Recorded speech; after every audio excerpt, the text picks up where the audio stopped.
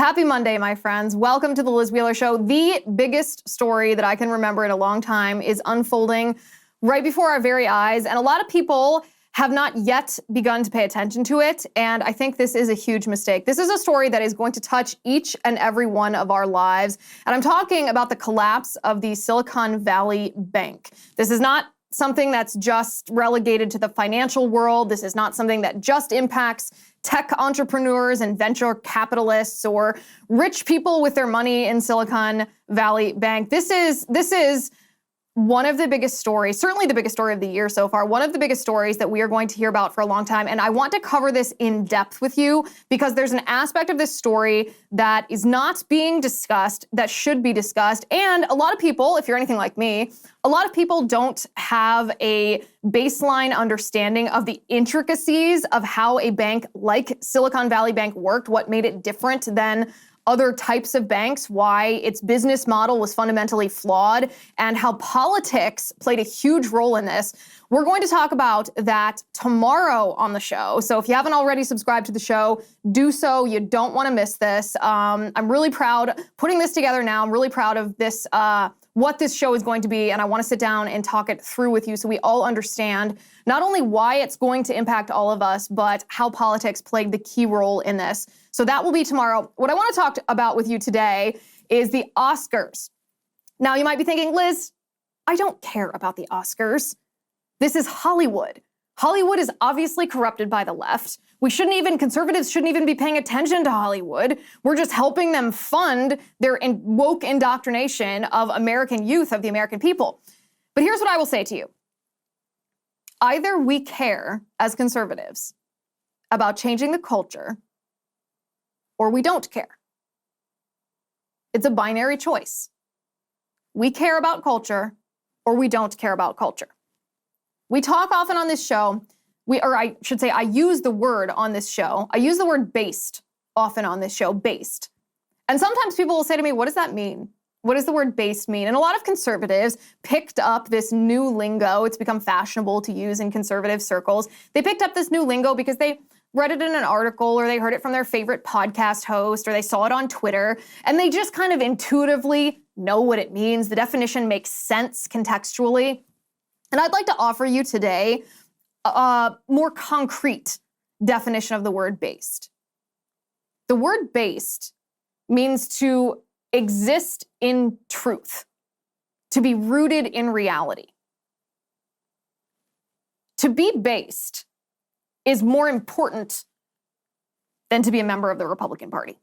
It's more important than identifying as a conservative, because being based means that you exist where truth exists. You pursue truth regardless of where it takes you, regardless of the prevailing party narrative. You are first loyal to truth and reality, and only secondarily loyal to establishment political parties. And that's where you should be. That's where I am. That's what this show is all about. And so what I will say to you today, before we talk about the Oscars, which you may not care about, you may say, oh, that's not a topic I care about. I think you will once we get going here, because living in truth, you're not going to find in every show, in every podcast in conservative media. If that's the show you're looking for, I could probably name you a dozen off the top of my head where you can go to find the everyday Republican establishment talking points, the conservative movement talking points. But this show, what we do, what you and I do sitting here every day, we're here to change the culture. Because the culture has been corrupted by not just the radical left, even that's too vague of a term. The culture has been corrupted by neo-Marxism. And that neo-Marxism has captured institutions in our country which underpin the entire American way of life and the American government, which right now are threatening our families and our way of life. We can see this with everything from ESG to DEI to critical race theory to queer theory to the transgender stuff to drag queen story hour. We know our institutions have been captured. We know that from the administrative state to big pharma, Dr. Fauci to elected politicians, our institutions have been captured. And so what we do on this show, we exist to challenge the culture. We exist to take back the culture. And so it's really important that we talk about the Oscars, because the Oscars are the Super Bowl of Hollywood, which, like it or not, You can pretend that Hollywood doesn't exist. You can refuse to partake in the products created by Hollywood because of Hollywood's ideology, and I totally feel you on that. I largely do the same thing.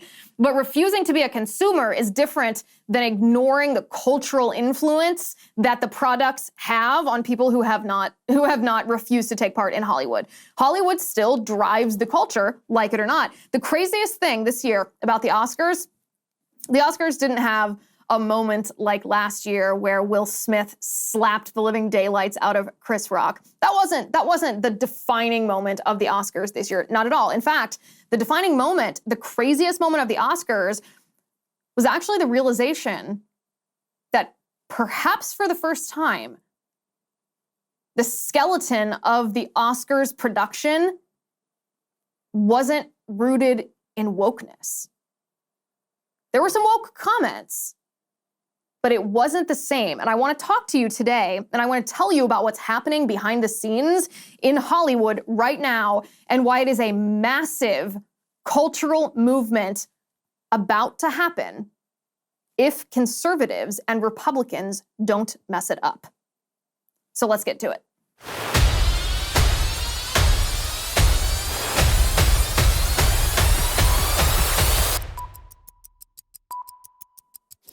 All right, guys, I like Patriot Software because they create accounting and payroll software that radically simplifies the day-to-day complexities that American businesses, like mine, and their accountants face. Patriot's powerful accounting and payroll software is fast, simple, and affordable, and it helps you keep your most scarce resources, your time and your money. Patriot understands American businesses because of its own humble beginnings in a cold, wet basement of a factory. Who doesn't relate to that? Patriot Software is obsessed with seeing your business succeed because when it does, families are blessed, communities thrive, and our country gets stronger. Patriot Software was voted #1 for ease of use, for customer support, for features, and for value for the money by their own users. Who would know? So go to patriotsoftware.com and try the accounting and payroll software for free for 60 days if you use my promo code, which is Liz.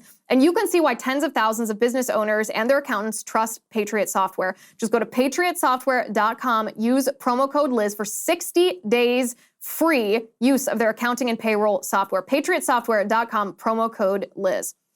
Okay, so the Oscars. I know, maybe you don't care about this. Maybe you think Hollywood is woke, which it is. Clearly, you've heard me talk about this enough times that you know that I agree Hollywood has been corrupted to its core. Hollywood is an incredibly powerful apparatus propagating cultural Marxism, perhaps arguably the most powerful apparatus propagating Marxism. I know it has some competition now from the likes of TikTok and the likes of the public school system, but since about the 1950s, Hollywood, maybe even before that, Hollywood has been one of the biggest propagators of outright communism and now cultural Marxism.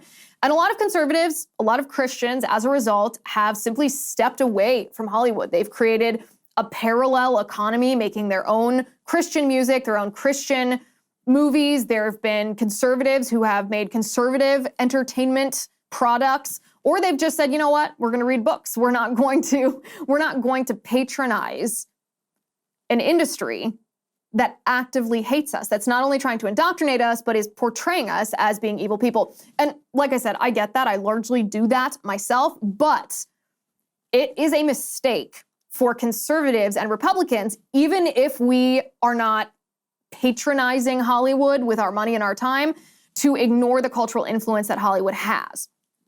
Something very interesting happened at the Oscars that conservatives and Republicans ought to pay attention to, because we are on the brink of something about to happen in Hollywood as a whole. For the first time, 2023, the Oscars presentation, starting with the opening monologue, which was hosted by Jimmy Kimmel, of all people. This guy hates us, conservatives and Christians. He's ruthless towards us on his show every night, and maybe the few people that watch him would have an idea about that.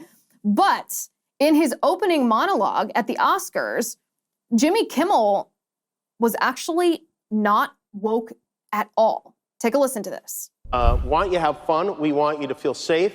And most importantly, we want me to feel safe. So we have strict policies in place. If anyone in this theater commits an act of violence at any point during the show, you will be awarded the Oscar for Best Actor and permitted to give a 19-minute long speech. No, but seriously, the Academy has a crisis team in place. If anything unpredictable or violent happens during the ceremony, just do what you did last year. Nothing. Sit there and do absolutely nothing. Maybe even give the assailant a hug. And if any of you get mad at a joke and decide you want to come up here and get jiggy with it, it's not going to be easy. There are a few of my friends you're going to have to get through first. You're going to have to get through the heavyweight champ, Adonis Creed, before you get to me. You're going to have to do battle with Michelle Yeoh before you get to me. You are going to have to beat the Mandalorian before you get to me. You are going to have to tangle with Spider-Man. You are going to have to tangle with Fableman. And then you're going to have to go through my right-hand man, Guillermo, if you want to get up to this stage. Oh, wait a minute. Hold on, I should say the other Guillermo, not Del Toro. Yes, that one. Okay, there you go. I know he's cute, but make no mistake, you even so much as wave at me, that sweet little man will beat the Lydia Tarr out of you, okay? There will be no nonsense tonight. We have no time for shenanigans. This is a celebration of everyone here. You told us you wanted all the categories back in, and we listened. They're all back in. Okay, so color me shocked. This is not what I expected. Jimmy Kimmel is one of the wokest individuals in Hollywood. He clearly buys into the woke ideology. That's evident on his show every night. He's not even funny in his propagation of a woke ideology. He makes so-called jokes about us, conservatives and Christians, that aren't even funny. They're not veiled shots at us. They're just shots at us. But during the Oscars, in his opening monologue, he displayed two things that will begin to connect this pattern that I'm going to paint for you in this show. The first thing that he did is he reestablished what the Oscars is supposed to be, meaning making fun of themselves. Historically at these awards shows, actors and actresses are supposed to be self-deprecating. They're supposed to make kind of light jokes at each other's expense. But what they're not supposed to do is use it as a pulpit to vilify us. Jimmy Kimmel reverted back to that, something that the Oscars had lost in the last few years. He also showed, and this is very key to a point I'm going to make later, so remember this, he showed that the Academy is listening. And he actually said that. He said, you guys wanted all of the categories back. We listened, and they're all back. So the Academy listening is a key part of the point that I want to make. One more thing, though. Jimmy Kimmel did make one political joke early on in his monologue, and believe it or not, he made a joke about Hunter Biden. Take a listen. This is my favorite duo of the year, Steven Spielberg and Seth Rogen. What a pair. The Joe and Hunter Biden of Hollywood.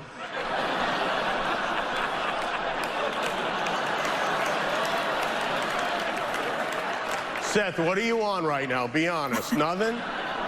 Mushrooms, right?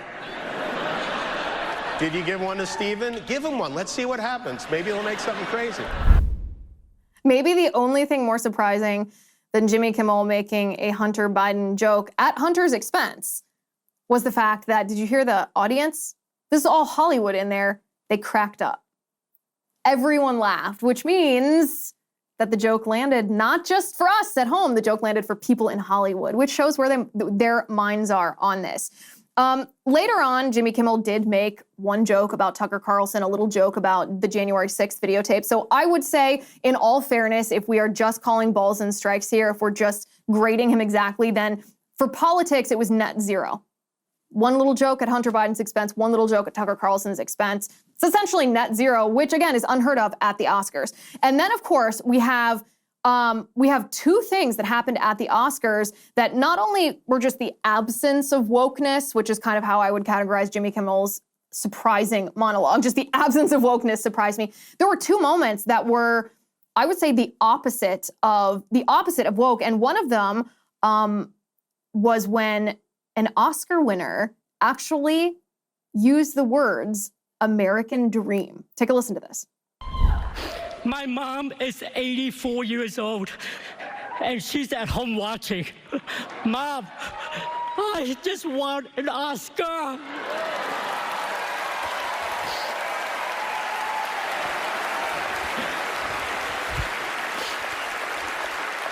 My journey started on a boat.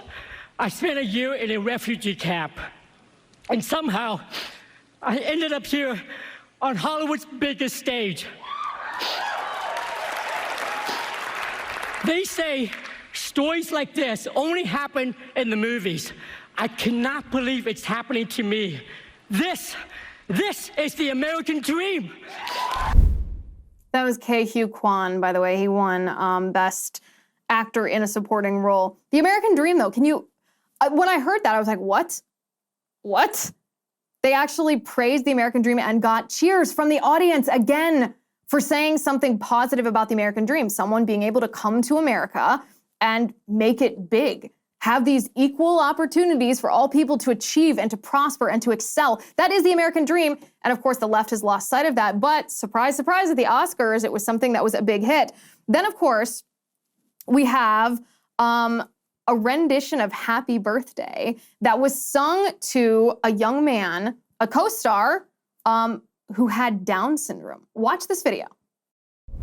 This award is actually the second most important thing about today because it's this man's birthday. He's out here in Hollywood wearing a leopard print suit jacket. We'd love to use the rest of our time up here to sing for James. Happy birthday to you. Happy birthday to you. Happy birthday, dear James. Happy birthday to you.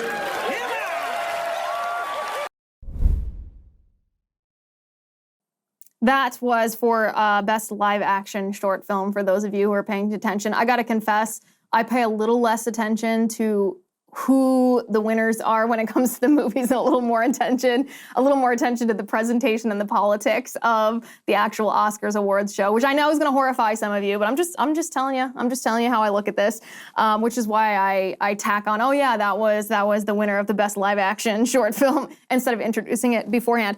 So it's not that there weren't woke moments. There actually were woke moments, but it's very important to distinguish between woke moments that were part of the presentation of the Oscars, meaning endorsed by the Academy, endorsed by the apparatus, the show itself, versus actors who, when they get a hold of the mic and are saying things that are not pre-approved by the Academy, by the Oscars production, they have the freedom to say whatever they want. They then express their individually woke opinions. And that's the wokeness that we saw tonight, was the latter. It was individual actors expressing their wokeness. And I'm going to show you that in just a second. But first, I want to talk to you about 4 Patriots. Experts say that China is hoarding a massive amount of food. They will soon actually have over 2/3 of the globe's corn reserves, over half of its rice, and over half of its wheat. But when asked about it, China lies, which is not unexpected. One China expert says they, of course, will never admit to something like that. Yeah, no kidding. But the thing that you and I should be asking is, what does China know that we don't? Why are they doing this? Let me tell you the answer. When it comes to global food shortages, China's the canary in the coal mine. You see, China's the world's #1 food importer. They rely on the rest of the world to keep their people fed, so they can't afford to mess up, or else they're going to face riots, civil panic, or even worse, when over 1 billion people can't eat. What does this mean for Americans like you and like me? 2 words: food shortages. That's why I highly encourage you to stock up on a kit of the best-selling 4 Patriots survival food. Having your own stockpile is going to be necessary when we face food shortages. And 4 Patriots has different breakfasts, lunches, dinners, and right now I got you a good deal. You can get 10% off your first purchase of 4 Patriots survival food by typing in the code Liz at checkout. Just go to 4patriots.com and use code Liz to get 10% off your first purchase of 4 Patriots survival food. That's 4patriots.com. Use code Liz. Okay, so the makeup artist for Wakanda Forever won, and she was incredibly woke when she received her award. You can take a listen to it. This is just a short clip of it.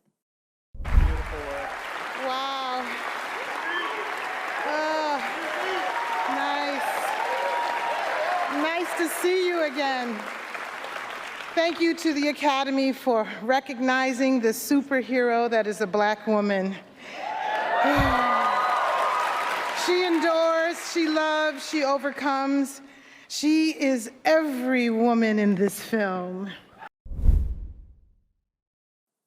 Now, of course, it's not that what she says is incorrect. It's that the left always looks at people through the lens of race, right? They're always trying to spark this racial divide. So it's not that what she said about Black women is wrong or that there's anything bad about what she says or that I disagree with what she says. It's that it always comes through the lens of race, right?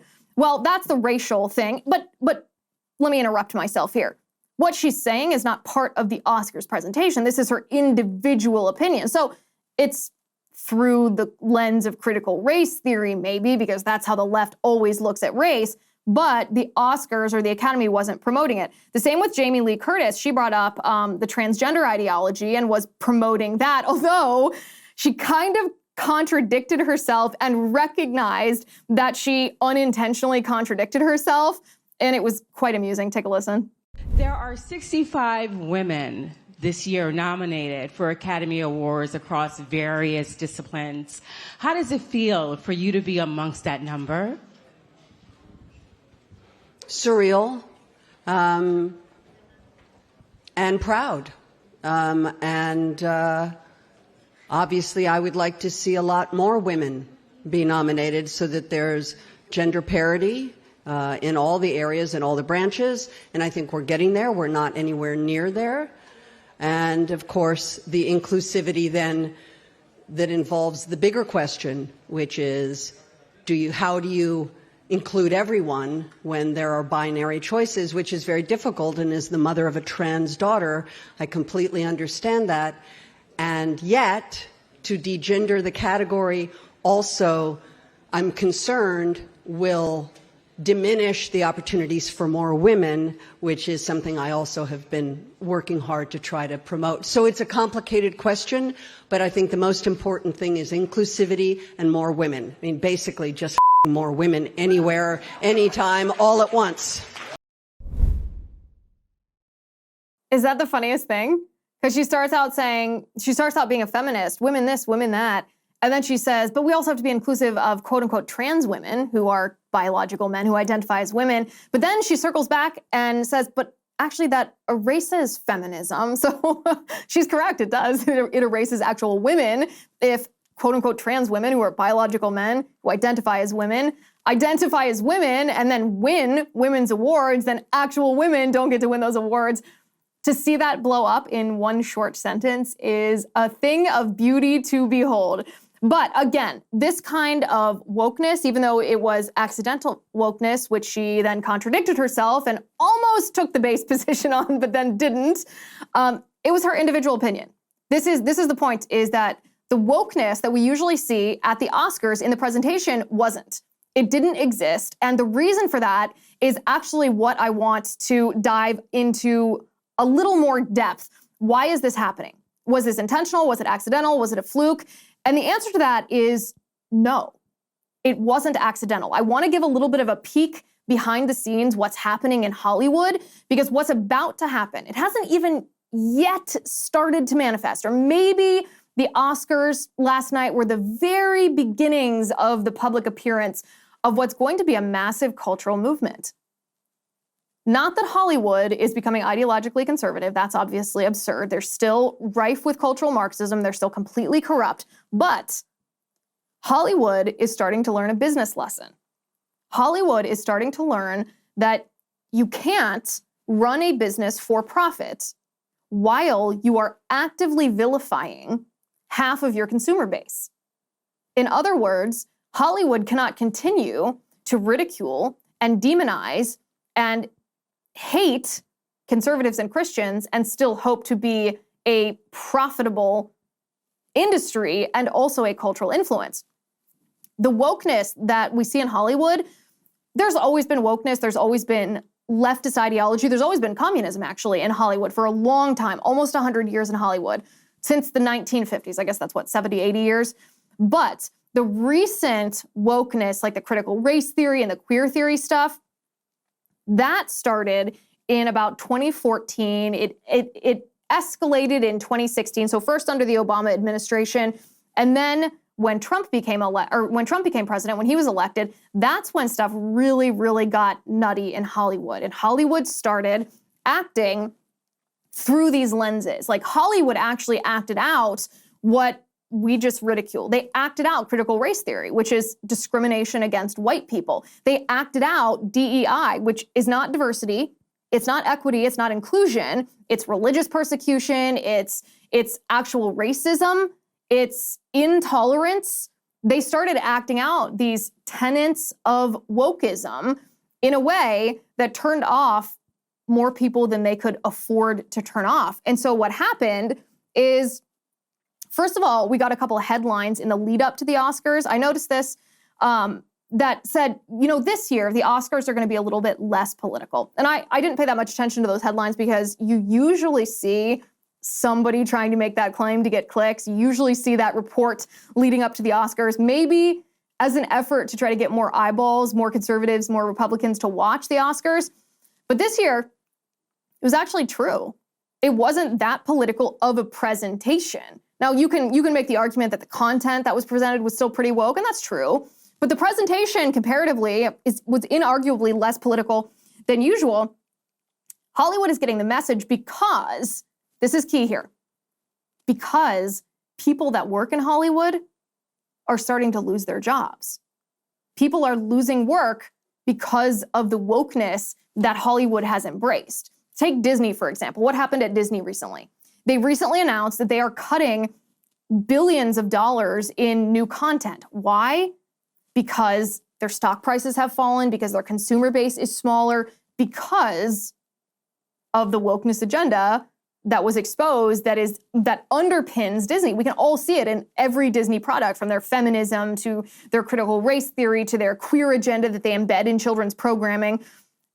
This wokeness is costing Disney's business money, but when Disney's business is earning less money, they're profiting less, that doesn't just mean that we can sit here and point a finger and say, haha, Disney serves you right. It means that the people that work for Disney are going to lose their jobs. And that's what's happening. And that's not just happening at Disney, that's happening all over Hollywood. People, workers. This could be lower level actors, everyone on the set, behind the scenes and on camera of smaller productions, they aren't getting funded. People are being let go or laid off or not being able to find work because wokeness is negatively impacting the bottom line of these businesses that do need to profit in order to continue making content. This is something that, for the very first time, we are seeing our activism, our decision not to participate in Hollywood, our voices, our conservative voices, are finally starting to matter in Hollywood. And we're gonna talk about that in just a second. But first I wanna talk to you about Cozy Earth. I don't know about you, but going to bed at a decent hour does not always mean you get enough sleep, at least for me. Often I was too hot or I was too cold. I was just not comfortable. I woke up a lot, so I didn't sleep well. That all changed with my Cozy Earth bamboo bedding. It is the softest, most luxurious, and responsibly sourced bedding on the planet. I know I'm always raving about Cozy Earth bedding, but I'm not alone here. There are over 5,000 five-star reviews on their website, like this one from Allison. Let me read it to you. She says, I love them. They're the softest, most comfortable sheets I've ever slept on. My friends, I have Cozy Earth sheets on my bed at my house right now, and I tell you this because I love them, and I know you will too. Cozy Earth bedding is made using only the finest bamboo, which makes it no wonder that top designers choose Cozy Earth, because their bedding is naturally temperature regulating, so you will sleep comfortably all year round. I sure do. Whether it's their luxury sheets, their loungewear, their pajamas, or their plush bath towels, you will love shopping at Cozy Earth. And now you can order their bedding in 5 awesome colors. And you can save 35% on Cozy Earth. I got you a great deal. Just go to cozyearth.com/Liz35 and be sure to enter Liz35 at checkout to save 35%. That's cozyearth.com/Liz35. Okay, so what we're seeing in Hollywood is not an ideological awakening. I'm not suggesting that. Hollywood is an incredibly powerful, incredibly important, I would call it a critical apparatus for the propagation of neo-Marxism in our country. So don't misunderstand or misconstrue what I'm saying. I'm not at all saying that all of a sudden Hollywood is being red-pilled. No, not at all. But if you noticed what happened at the Oscars tonight, not only was there an absence of wokeism, in its place, they were talking about actual filmmaking. They were talking about Orson Welles, for example. They were talking about cinematography. They were talking about the things that go into the production of a movie, which is what they should be talking about. They should be talking about which is the best products, not what is the pet ideology, which film embodies the pet ideology the best. The point of all of this is that we're almost to the point where we're going to see a turning point in Hollywood, because Hollywood understands, based on what's happened to them in the last 2, 3, 4 years, that you can't alienate conservatives when conservatives actually follow through on our activism, actually follow through on the things that we say. When we say, listen, if Hollywood's going to produce things that portray Christians as being bigots, portray conservatives as being transphobic, portray all of us as being evil, then we're not going to subsidize what you do. We're not going to be part of your industry. So, you know my motto. My motto is to be skeptical. My motto is to question everything. And I want to reiterate this point because I want to be fully clear on my point. I am not suggesting that the people in Hollywood, whether it's the actors and the actresses, whether it's the people behind the scenes, whether it's the ideological leaders, meaning the richest movie stars or the production houses or those that fund them, I am not suggesting that these people are converting to conservatism. I am not suggesting that they are being red-pilled. I am not suggesting that they are seeing our side or that Hollywood is not still a force for evil. Hollywood is still a force for evil. These people that run it are bad people. They are propagating content that is not good. It embraces cultural Marxism, and that is not changing. That is not changing. But the intentions don't always match the ideology. So just because Hollywood is continuing to embrace an ideology that you and I know to be an evil ideology does not mean that their actions in this moment, in this presentation, or perhaps slowly moving forward are bad. So, for example, at the Oscars, there was an absence of wokeism in the production. Now, maybe the intentions behind that absence of wokeism is because someone's being red-pilled. That would be good, a good intention. Or maybe the intention is impure. Maybe that intention is because Hollywood, in a sense, wants to pander to you and to me. They want to say, actually, we're not going to call you evil if you tune in. We're not going to tell you you're a bad person and then try to sell you our product. We're just going to stop calling you a bad person and see if you like our product. And if you like our product, maybe you'll be convinced to buy it. So you can have impure intentions and still do something that's ultimately a good thing. And that is what I am suggesting is happening in Hollywood. And it's a very good thing because it's not accidental. This is not Hollywood accidentally getting something right. This is a result. It is actually a reaction that we are seeing from Hollywood, or that we're about to see from Hollywood, that we have just begun to see from Hollywood. It's a reaction to us fighting the culture war. It's a reaction to us saying, I'm not going to watch Hulu and Netflix, if they promote, remember that borderline, it wasn't even borderline, that pedophilia movie called Cuties that Netflix produced a couple of years ago, the one where it was these underage children, these almost, I think they were prepubescent girls that were dressed in these scandalous sexualized outfits. They were twerking, they were portrayed. It looked like child pornography. And as a result of that, millions of us said, I'm out, Netflix. I will not patronize your platform, even if you have other things that are good, even if you have other things that I like, if you're also going to propagate something that's so grotesque, something that's so horrendous. And Netflix felt that. It was not a few people. It was not a few dozen people. This was a movement of people that caused harm to Netflix's business. The same thing happened with Disney. When Disney's executives were exposed by Chris Rufo in that meeting that they didn't know was being recorded, where they said, yeah, we're intentionally inserting a queerness agenda into our children's programming in order to try to indoctrinate children with that ideology. Millions of parents across this country said, okay, well, we're going to unsubscribe. We're canceling our Disney Plus subscription. We're not going to go to Disney World. And it hurt Disney's business to the point that we could all see the stock prices plummet, but also they've canceled billions in content and they've had to lay off people. People have been out of work. So when Hollywood, when the Oscars removes wokeness from their programming, doesn't mean they're red-pilled, might be impure motives, they might just be trying not to turn us off. But that reaction is the result of what you and I have spent the past few years doing. And that is what we call voting with our money, putting our money where our mouth is.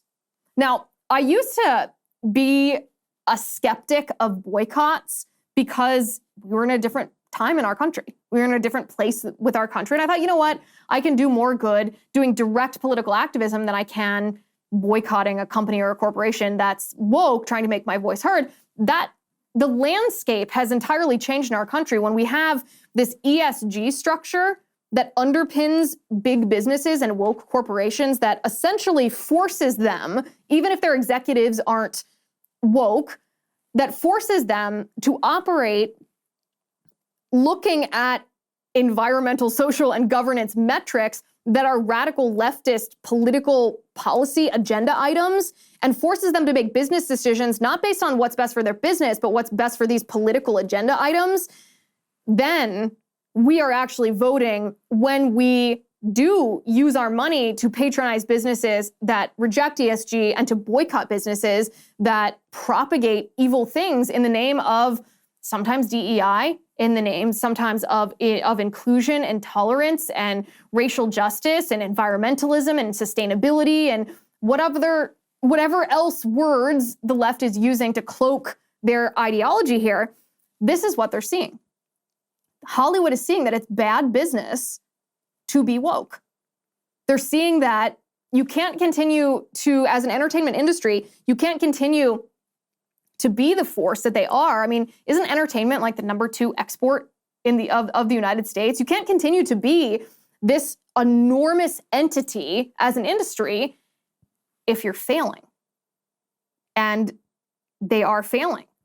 I mean, you can talk to any manager, any agent in Hollywood, and I have, and they will tell you that it's harder than ever to place talented people in any number of roles, both on screen and off screen, because being woke has impacted Hollywood's bottom line, has hurt Hollywood's bottom line.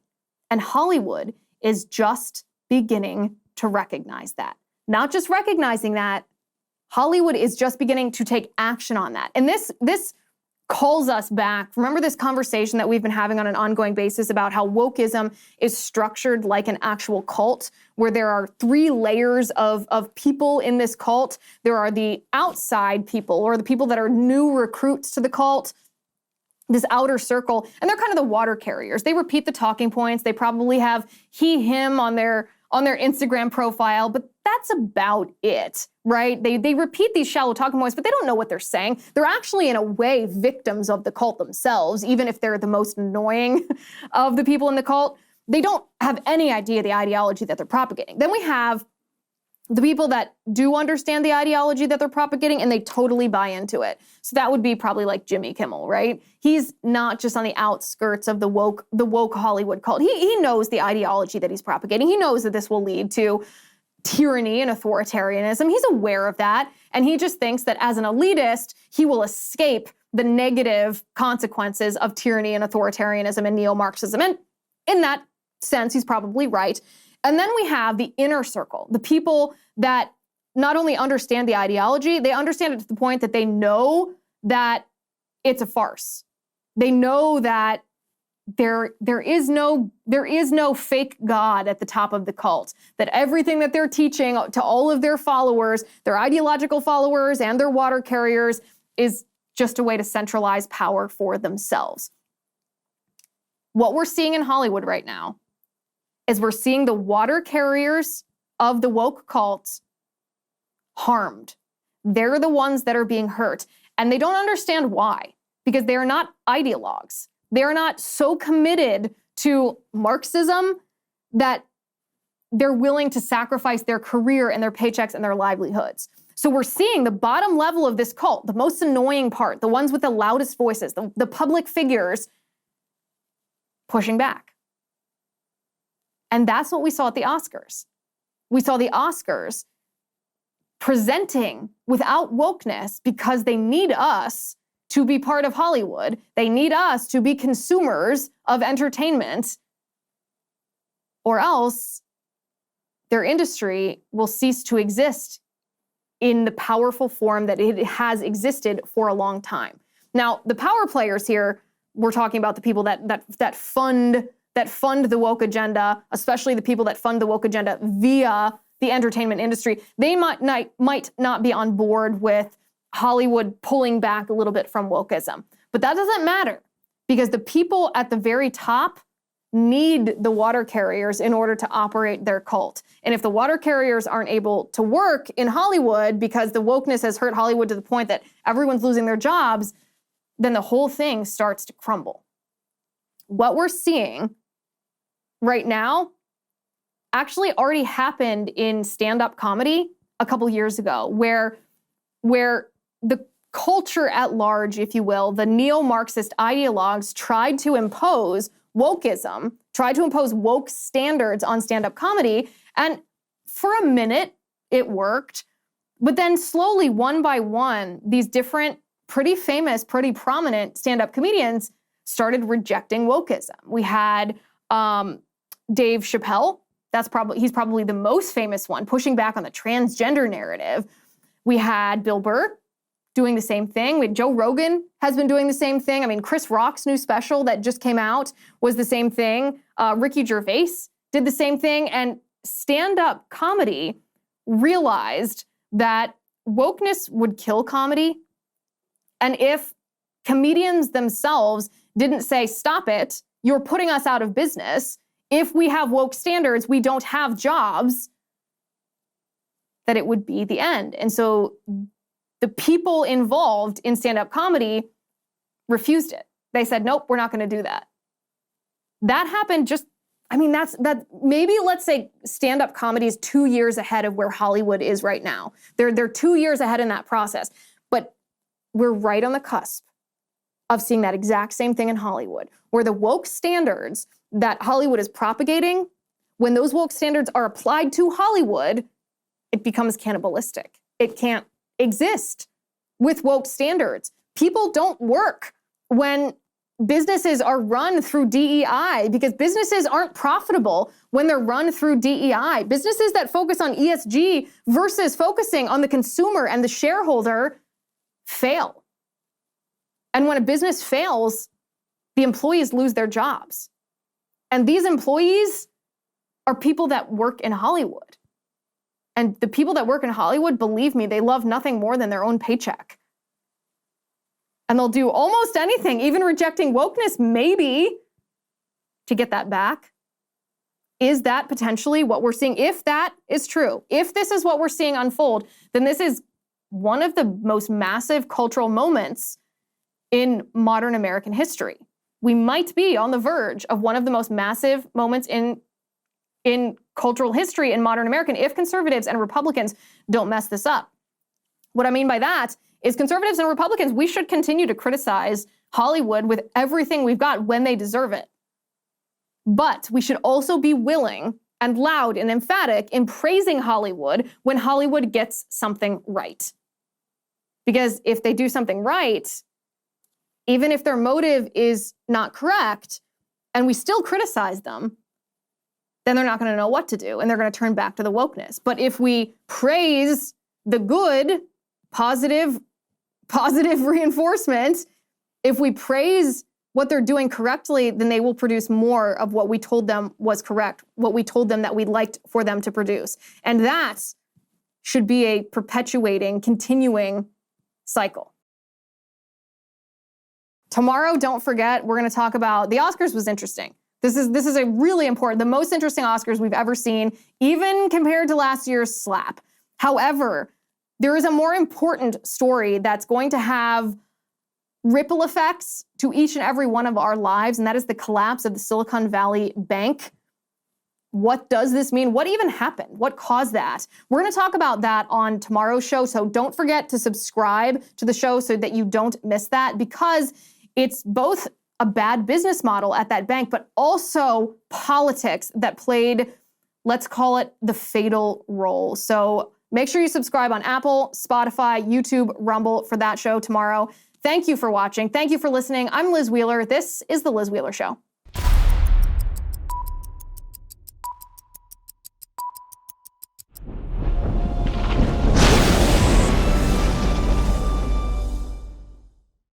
If you haven't already, give this video a thumbs up, hit the subscribe button below, and ring the bell to make sure you never miss a video.